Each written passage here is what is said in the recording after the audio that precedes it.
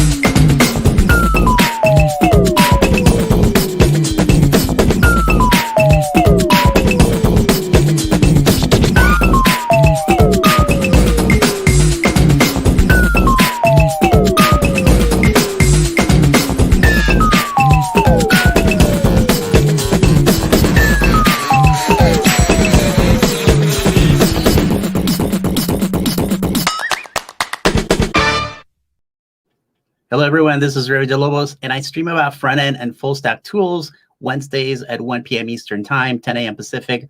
So follow me and subscribe on all the social media things for more content. If you want to watch any past episodes, make sure you look at my blog, which is raybo.org.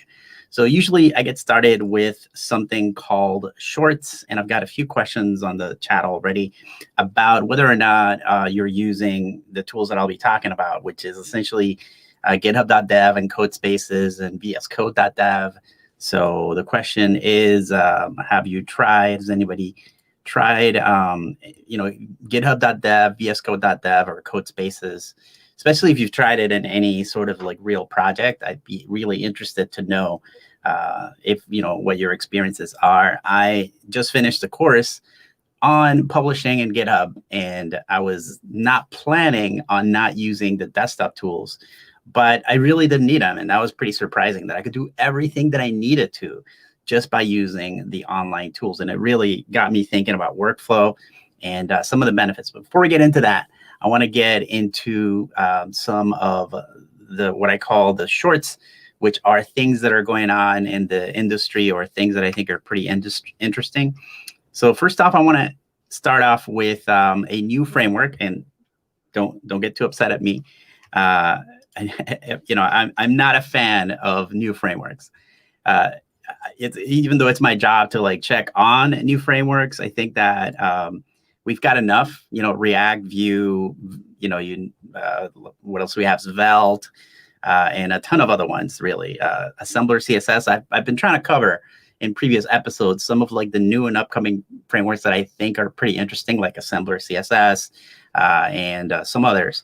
But yesterday I heard about this new framework, and I didn't want to like it, but I feel that it's my job to go ahead and sort of test them out so that maybe, I can save somebody's time.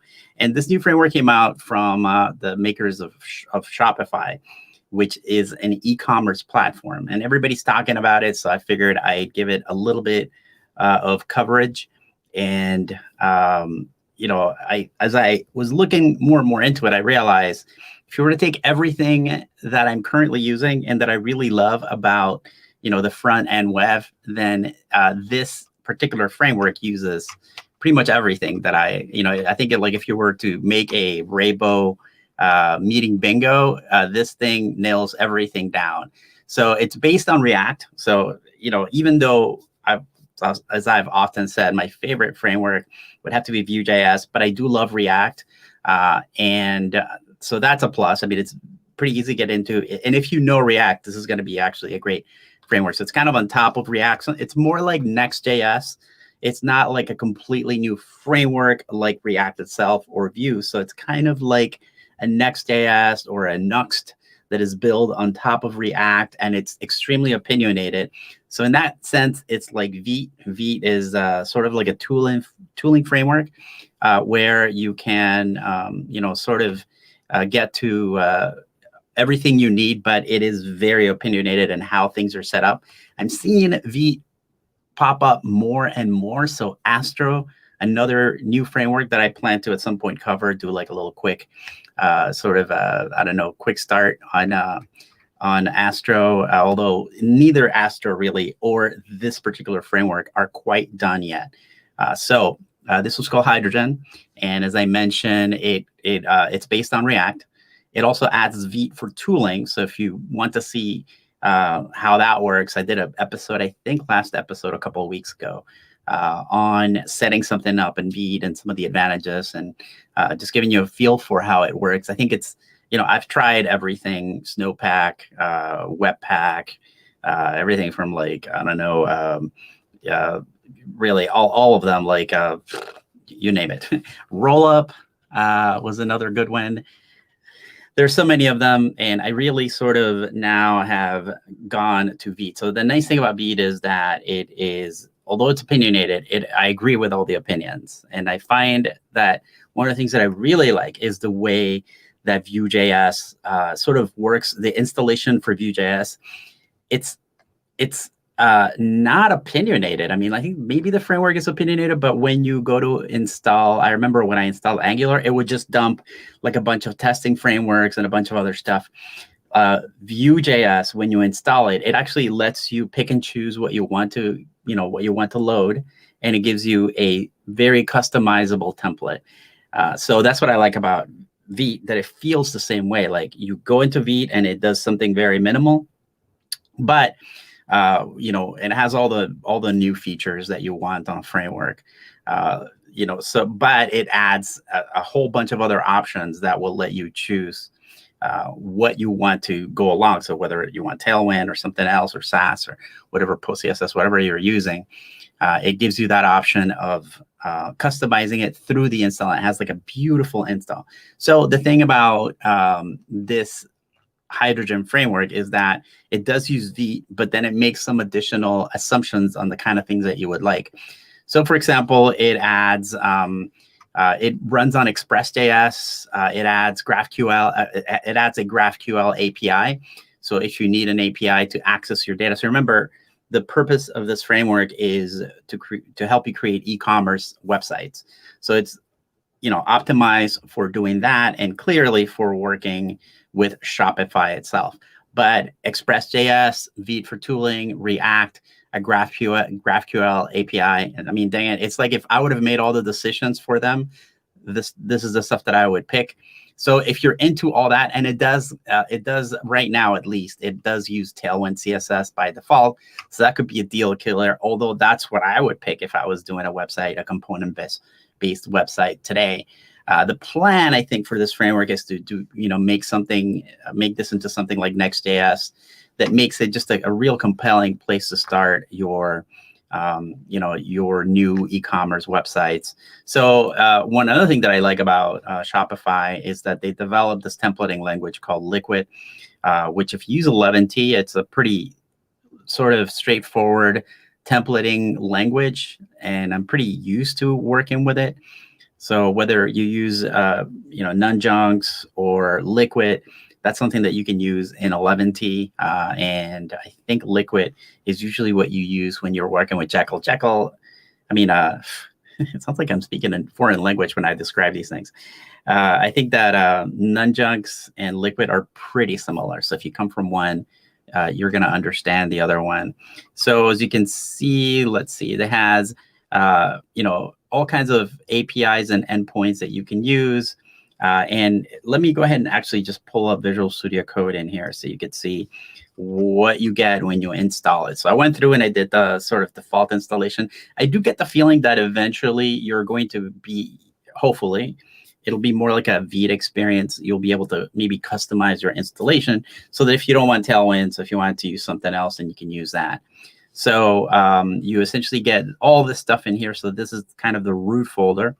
And you get a Vite config file, which is something that you would get in Vite, just importing the different parts of what you need. Notice how small a Vite config file is, but you also get this Shopify config, which of course is where you would put in your tokens. And they have, this is not my token thing, or I will be blurring this, but this is sort of their default sample token and where you can get the domain. And then if you look at server.js, this is an Express.js file for creating the different endpoints using some custom middleware here. So pretty interesting. Notice it also has a post CSS config because it's using Tailwind, and it has sort of the presets for how you would use Tailwind right here. So I feel like I'd be able to jump right into this. Maybe if you didn't have experience with all these different pieces, it'd be a little bit harder. But here's the index.html, which is sort of like the entry point for when you use something like the index.html file, not the JavaScript, is your entry point. And you have, of course, your root div where the entire app is going to go. And interestingly enough, it comes with this Docker file. I guess this is what runs on their server. Just a traditional, let's see, source document here with the different pages. Now, if you open up this components document, it has like a ton of pre-built components that you can use. So you have, a lot of power right off the bat. I don't know if I could, let's try like npm start, or maybe it's npm run dev here. Let's see. Oops, not npms, npm run dev, or npm start. Maybe I don't have this completely set up. I thought I ran it earlier. So the package.json, let's see. Oh, so do I just run Vite? Let's try running Vite, see what it does. Well, maybe I just don't have everything set up correctly, but I was messing around with it earlier, and it's a pretty cool little website. I don't know why it's not working. It's probably not working because I'm trying to do a demo of it. So let's see. So if you do the package.json serve npm will not build dev. Yeah, it should be like npm run dev. So I wish I could show it to you, but looks like by pre-running it earlier, I must have messed something up while I was playing around with it earlier. But you get a pretty cool website. It's supposed to be search friendly. So, that's one of the, obviously, if you're running an e-commerce site, that is going to be one of the key features that you want in there. So, if it wasn't so close to all of the, all of the sort of decisions that I would make, I wouldn't think it's as cool as it is, I don't have enough, like other than on my site, when I order these shirts, because I ordered 10 of these just so that I would have a lot of them. I don't really have any other products for sale, but it makes me want to have some more stuff, like maybe some mugs or something. Like I ordered these stickers, but they're not real products. So I need to maybe make myself some products just to go try this thing out, because I think it's pretty awesome. And it's probably the way that I would go today, although it's not really fully complete, and I expect there to be some changes like in the future. All right, so let's move on to another really interesting thing. Okay, so first of all, before I show you this next thing, I have to say that I do work for Microsoft, but I'm always looking for like productivity tools that will help me get faster, better. I'm currently, if you watched another previous episode, you probably know that I've been using a platform that I really love because it is all in Markdown. It's called Obsidian. So if you look at the way that I do all my work today is through this thing called Obsidian. So as a matter of fact, this is my script right now for this show as I'm going through it, because I like writing everything in Markdown. So I really need an app that gives you a fantastic Markdown workflow. Oop, I'm sorry, you can't see this. So let me switch this app back into this. So I really love Obsidian because it gives you this super cool Markdown workflow. And that's how I do all my work nowadays, just using Obsidian. And then let me show you the script, actually. So this is the script for my show. And this script becomes an article. So you can see there's my intro and the graphics are all set up. And then I kind of go through the show by looking at this. I do all of my courses now and all of my other work just by using this. It is amazing. And so you can watch that previous episodes if you're interested. But before I use Obsidian, I switched to another tool called Notion. And it was amazing. It was actually recommended by Square, who I really respect. And if you haven't used Notion before, I've got a copy of it opened up right here. What it does really well is give you like all these templates for creating documents, and it comes with like an Airtable built in. So it has, a way to create a sort of like a spreadsheet. That's not exactly a spreadsheet, but very easily. So all these templates for all these things. And the huge advantage to it is that it is completely interactive and designed for working with others. So in the old days, companies used to create like an internal website for getting things done. This is sort of like in that same vein, but it combines it with something like Teams or Slack. So I used to love Slack until I got a hold of Teams, and I just like everybody else, I did not want to make the switch over to Teams. And but once I did, I'm like, actually Teams is better than Slack once you've used it. And the thing that Teams does better, I think, than Slack is it gives you sort of really good internal access to the company, but then it lets you use all these different Microsoft tools if you're used to them. And it's just the threading, I think, is a little bit better, but I'm sure all that can be caught up into. But I think once you're in the Microsoft environment, it's like if you have Outlook, so we use Outlook for email, then having a tool that lets you work within that environment is a lot better. So what I expect, and Notion is Loop is one of those things that's not also quite ready yet. But you can see that you can create, so think about you're in a company and you want to create a blog post for your team, your immediate sort of team. So you have a way of creating task lists, which are like Kanban boards, and they're fully featured in Notion. So in addition to letting you check things out, you can move things to different boards.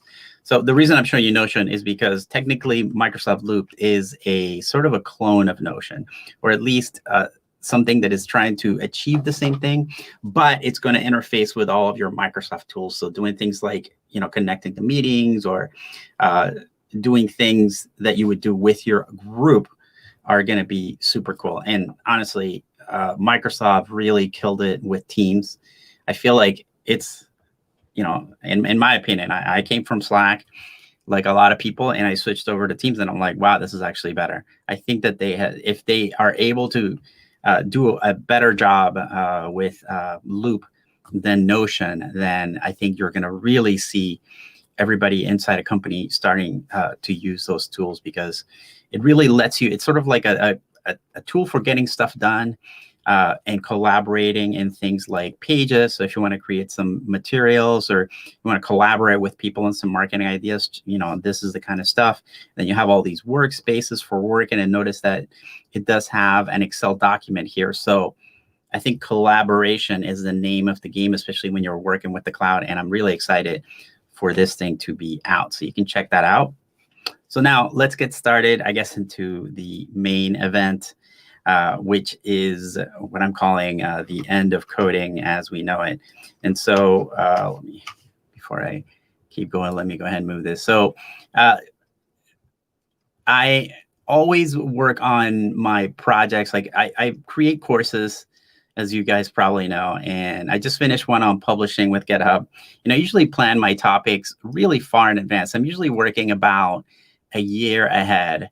Actually, let me see before I keep on going if there's any sort of good comments or questions. So, okay, so Arif, yeah, you tried VSCode.dev. It doesn't support many extensions. Yeah, that is one thing about VSCode.dev. It supports a lot of the extensions, but not all of them. So occasionally you'll find some things that it doesn't support. I find those to be rare, however. So I haven't found that many extensions that it doesn't support so far. I mean, the only thing that I had that it wasn't supporting is like my live preview extension, but it has its own live preview tool. So I don't really need that. But things like the React extensions or the Vue extensions or any of the other extensions, they've worked so far. So that's interesting. And hello, Jose Jorge from Peru. Wow, cool. Peru and Argentina all the way. I can't remember what people say in Argentina. I only went skiing in Bariloche for my college trip because I used to live I graduated from high school in Chile. So everybody used to do a trip to Argentina. So hello, Evelyn. Super cool. I don't know. I don't know what people say, Che, right, in Argentina. So anyways, hello.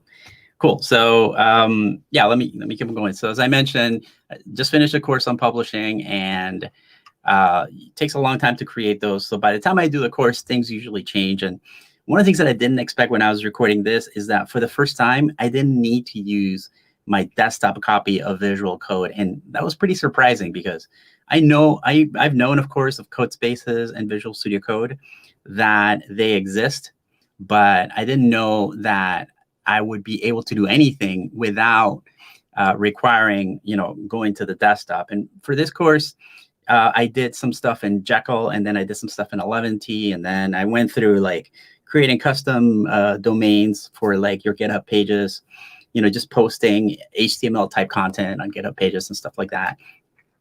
And I think like I was trying, well, could I actually just do everything without having to, download the desktop version of Visual Studio Code? And I managed to do it. I was surprised that it was possible.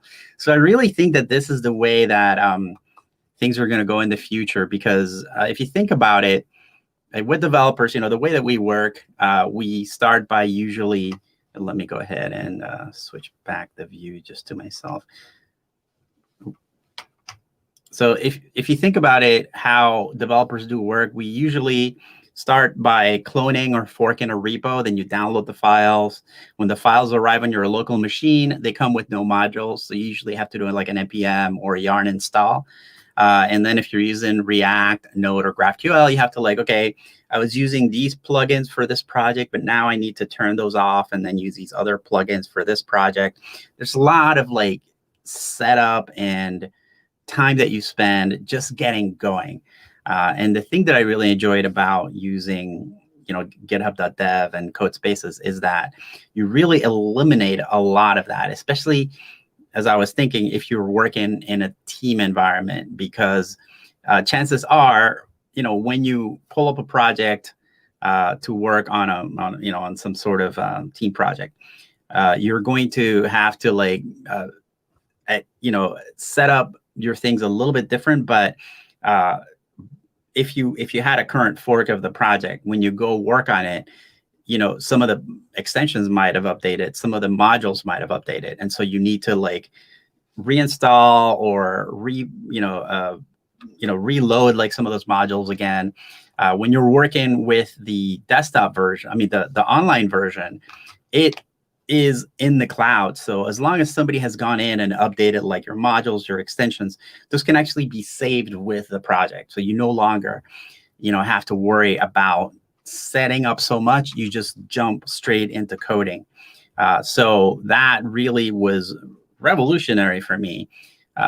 Just that removal of friction and being able to just jump in and getting to coding much quicker was really surprising. So I'm going to sort of show you a little bit of some of the first things that I run into. Is I was doing of course, when you use GitHub Pages, one of the ways that you can use it is by working with something called Jekyll. So if you go to GitHub Pages, you see this website, and you can create free pages on GitHub by using this thing called GitHub Pages. And it's the only problem that I have with it is that it's based on this platform called Jekyll. And Jekyll is based on Ruby. And I was dreading having to install Ruby. This is actually a pretty new machine, and I hadn't installed Ruby. It feels like every time I go into Ruby to update like a Jekyll website, I have to do like an update of the Ruby itself and all of its modules. And, it's just a pain to, like, if I want to add any sort of other modules, then I have to install them manually. And I really dread doing anything in Ruby because of that. The nice thing about using the github.dev or the online tools is that you don't have to do any of that. So let me just show you really quick. So if you go to github.new, that's the quickest way to start up a new project. So let's try like doing Toolbox Jekyll website here, just a project for checking this out. So I'm going to create a repository here, right? And then I'm going to go into settings and then go to pages. And in here, I'll go ahead and you can start GitHub Pages by choosing a theme. So if you go here, you can choose one of these many themes, and there's a lot of them here that you can use. I'm going to go ahead and choose the first one. I think this Cayman theme looks pretty cool. So I'm just going to hit select theme, right? And I'm just going to go ahead and commit. So it gives you this sort of place where you can, change, modify the code, and then I'm just going to hit commit changes to go ahead and publish this. So when you do that, let's go back into settings, and I'm going to go back into pages. It publishes your site on a URL. Now, I have a custom URL. Your URL would normally be like your username's the planetoftheweb.github.io, but you can customize it. You have to do some A records or C records on your service provider. But once you do that, then you can have sort of like a custom URL like I do here. And then when you click on this URL, you would just see this page right here. Right? So pretty cool. What it's actually doing in the background, though, that you don't notice is that it is actually taking that markdown file. It is processing it through Ruby, using whatever modules are installed, and then pushing it out into a GitHub server that serves your pages. I don't have to do any downloading of Ruby, any setting up whatsoever. But so far, what was a pain was that if I wanted to like edit my code here, I would have to use sort of the GitHub interface. I would have to click on edit this file and use this sort of markdown editor to edit what was going on. Well, because any page really on GitHub can use Visual Studio Code or Visual Studio Code editor. So if I go into code, now I do have to be careful that I'm on the GH Pages branch, because notice that it created a branch for me called GH Pages. That's not the default page. Usually it's main. But if I just hit the period, I'm going to jump into a Visual Studio Code editor.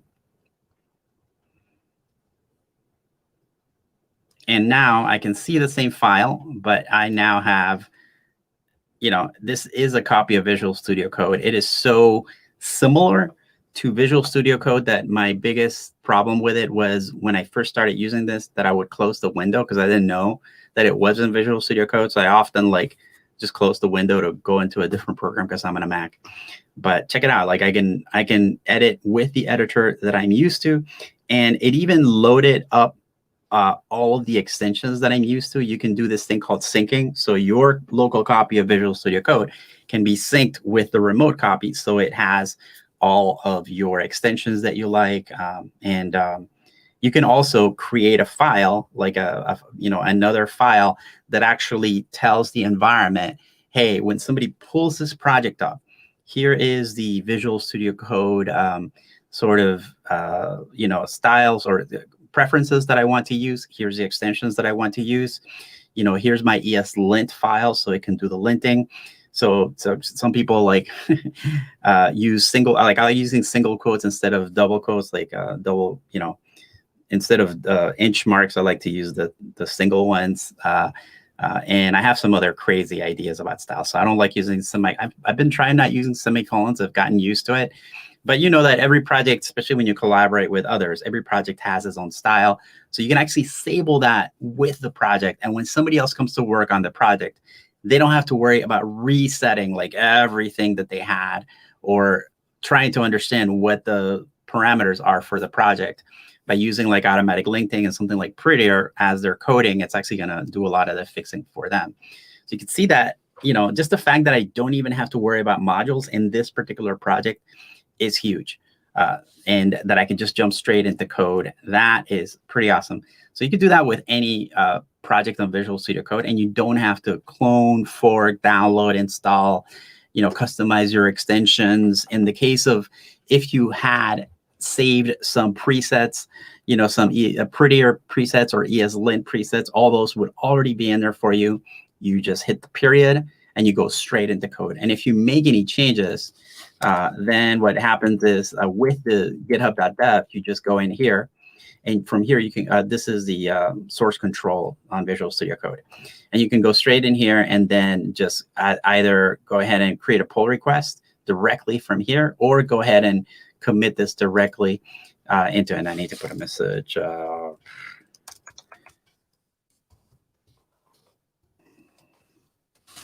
And I have to remember, people at GitHub get mad if I don't make the H big. I don't really like it when people do capitalize like in the middle of a word. But anyway, so now I've updated this. It says welcome to GitHub. And it does take a second in order to take. So I can't remember. This was like, I think rabo.org, right? So let's see, rabo.org, and then /toolbox Jekyll, right? So it does, yeah, I had to refresh. It does, this is with using Jekyll, it does take a few minutes or a second or a few minutes for the updates to change. However, there's another way that you can use this, and that is by using, let me show you, CodeSpaces. So CodeSpaces is a slightly different product. It does require some, I think it's under public beta, so you need to apply for the beta. But once you have it, then you get all this, plus you get the ability to run your npm start, all your npm modules. It's exactly as what would happen if you are working on your local machine. So for that, I'm going to go to GitHub Planet of the Web and go to my repository. And I'm just going to open up, let's see, publishing. So I'll do this publishing 11t. So do I need to be on the J? So as this is actually the finished version of the project. So I can still hit the period. It'll jump me into github.dev. So you can see here the URL is github.dev. It'll let me access the project, right? And notice that when if I go to the terminal, if I try to run like npm start, so this package.json has like an npm start script, I can't run this on the free version of github.dev. I had to continue working on a CodeSpace. For that, you do need you need to apply for the account. Right now, CodeSpaces is available for enterprise and corporate clients, I think. But soon, I don't know how soon, I really expected them to announce this at the last GitHub Universe. Soon it'll be available to everyone. I think that they really need to work out how they were going to charge for it. Usually GitHub gives you like a big free tier, and then you pay for a usage just like you would. I think I heard somebody say that if you were using it all month, that it would only be like just left it on essentially for the entire month. In terms of usage, you would end up paying like maybe $10 a month or something like that. So don't quote me on that, but that's what I heard. So notice that here you can clone the repository locally. So it means it would actually take you to Visual Studio Code desktop version. So one of the issues would be what happens if I want to work offline, and then you would do this. Or you could just create a new code space with this project. That's going to take a second, and it's going to look almost exactly the same. Notice it gives you the option here of opening this up in VS Code Desktop. And it's going to look almost exactly like it did, except that now I have a terminal link here.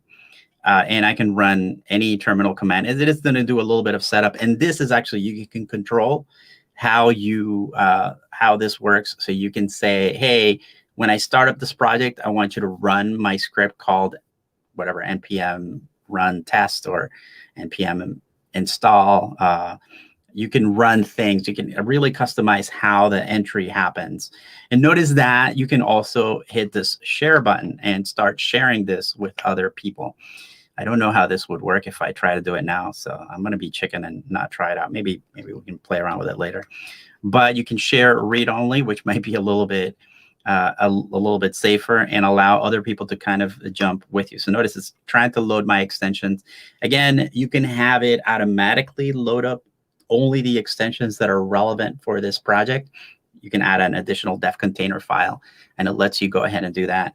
And let's see, we'll turn this off. This is like a blogging module that I have called Front Matter. And it even picked up the little, I guess, maybe a little change that got made to package.json, because it probably noticed that some module is out of date since I started this last week. So, that happens all the time. So in here, you can, once it's finished, like processing all the stuff, you can just run npm start, right? I'm gonna run, my normal npm commands that will give me a live preview server. And I can even hit this open in browser button, or just even directly like you would in Visual Studio Code. I like hitting command click and clicking that right there. So this is like the little website that gets built in that course. And then this is actually not the published version of the website, but it is a live preview of the page. So if I was making a change here, so this is, I think, the index page. So if I wanted to put maybe the headline on top of this thing right here, then I could do, let's do, because I'm using nunjunks here, but it doesn't really matter. It's just like liquid. So I could do a title here, right? And print out the title. And notice that it is running down here. It's running my live preview, and it just went ahead and updated. So this is just like working on the desktop, right?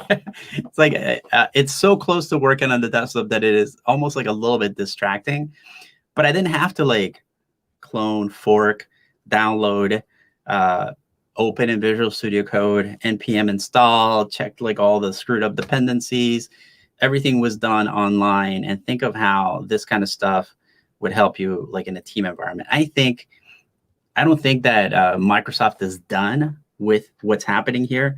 So I think that they are more than likely, I mean, you've already seen that in addition to github.dev, you have now something called vscode.dev, which is a pretty similar clone to github.dev. There's a few minor changes, especially, essentially github.dev is very much embedded into GitHub, and it allows you to jump directly into repos, whereas vscode.dev is a little bit farther removed. It's not necessarily directly tied into GitHub. You can still, go to vscode.dev and open up a GitHub repo just by adding the URL to the repo, to that URL, and then just start working on your project, just like you would on github.dev. But I think vscode.dev is made more for people who don't want to sort of be tied directly into GitHub, or maybe in an enterprise account, they want to be able to use their own internal projects. But I don't think they're done yet. That they, I don't think that they're done. A few years ago, I wondered, why is Microsoft purchasing GitHub? And I think that this was probably their plan all along. If you are able to sort of own the developer experience by really taking coding to the next level, allowing people to jump into a project, and then immediately allow people to collaborate within the project by giving people the ability to, pair code or just call somebody, hey, jump into this code and take a look at this new change that I've made, just like I'm doing right now. But with some of the sharing features, you can have multiple people working on the same project at the same time. I think this is really a change to how people are going to be coding in the future. When you look at other things that that they've been doing, I'm really excited. I mean, I don't really want to go back to coding on my local machine anymore. And so, let's go ahead and go to some of the questions. So, there's a lot of highs. So let's see. Ooh, Pakistan. Wow, that's pretty impressive. It always amazes me how global the LinkedIn Learning and YouTube platform are. So cool. There's a lot of thanks. There's another hi from Italy. Wow. Where's all my Panamanian friends? Like sometimes I get some people from Panama. Oh, thank you so much, Jose Jorge. That's awesome. I appreciate it. Yeah, I think like it always helps when I'm very passionate about something, and that's the kind of stuff that I try to bring into the show, things that I'm really excited about. And clearly I'm excited about this. And I think like when you actually go through an experience like I just did, where I do my normal work in a different way, and it's at another level, like it's just so much better. It makes you say, I don't want to go back to coding the old-fashioned way. There's so many possibilities to people working together in this environment that I think it's going to be super exciting. So yeah, I try to I'm excited about some of the other things like Hydrogen, Assembler CSS. There's a new version of Tailwind that I demoed in the last episode. So make sure you check all those older older shows as well. So let's see. I don't know who Ozzy, unless it's like Ozzy Osbourne. I'm not. As they're planning on doing this within. Yeah, so one of the options is to still use the benefits of being connected to the online version, but getting it all in your local browser. On your local VS Code. I haven't really tried that experience because it seems to me always easier to just work on the online version. But they do see that some people do want to work locally. Even like what happens if I just spent some time at not an RV park, at a national forest this weekend in my RV with my wife. Like I had no connection there. So there's still going to be times when you want to be offline and you want to use your content.